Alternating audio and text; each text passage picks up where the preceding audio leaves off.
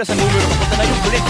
Dito may turtle fight. AP Bren, naging kumahanap siya ng opening para makasilip. Ito Fatal Links! Pero nandun naman yung Rats of Riot. And nandun din yung ultimate ang Minotaur. Nandun yung stun mula dito kay James Pinkman. Hindi siya makakasal. Makukuha ng liquid yung pagkong and double kill para kay Danny. Unless meron ka talagang mas maraming damage output, Ayan na naman. I feel like that's gonna be an essential problem that you have to worry about. Hinahabol ni Sunforce, James Pinkman. Grabe. Pwede siya Ayan, no? Si JM hindi na makatakbo. And nandun yung poke damage mula dito kay Teddy. And nakahanap pa ng Paladin Sanji.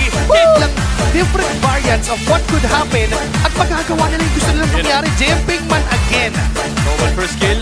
Ang hirap kasi ito for AP Bren. Dalawa yung set. May set A, may set Si B. JP, may pana pa. Hindi na tama. Hindi pa nalikuran. Pero magandang si JP with Gunawan Spirit. Pero na! God. Yung flicker! Mula sa Minotaur sa likod si Escalera. Sinusubukan niya sa inyo dalawa.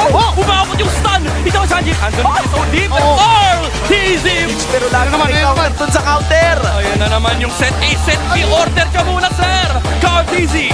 Wala pang ultimate si Sanford. Si JP meron daw. Hinatid na naman yung pana. Wala dito sa Sanji. Shizu falling half HP. Magka-tower lang ang liquid. Nararamdaman na nila. Pero nandoon yung depensa mula rin sa AP Bren. Top point na lang. At tinitik na ng liquid. Again, 11.1k ang hinahawakan nila ngayon. They're gonna be transitioning towards this top. JM Pinkman, ibibitaw na rin ang kanyang Falling Star Moon. Sunford. Nakaabang yung perfect match. 1 second para sa Fatal Links. And naka-up na to para kay Sanford. May immortality na rin yung Atlas. Tumawa pa! naman yung pana mula dito kay Sanji. JM Pinkman, kalahati na niyang HP pero hinahabol na si Shizu. Wala nang kawala. Ang Moscow na to natin yung perfect match. Makasara nila yung distansya. Ayun na! With the Minoan hitting the Mark 3.